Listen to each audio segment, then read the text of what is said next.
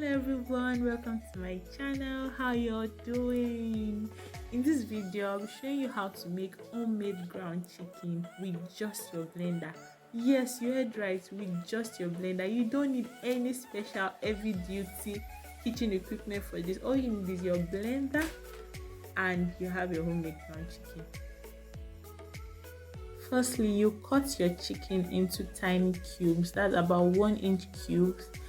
Then you just put it in the blender and allow it to blend until it gets the consistency that you want. It's better to use semi-frozen chicken instead of using chicken that is already perfectly thawed. So when you're using semi-frozen chicken, it gives a better consistency and outlook, and it's just easier for the blender to grind it that way.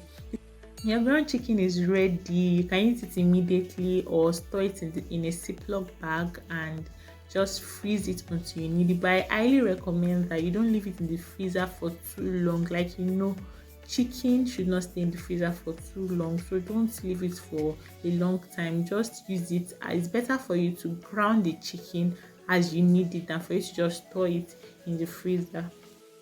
Ground chicken is a perfect addition for kids' recipes, pasta dishes, noodles.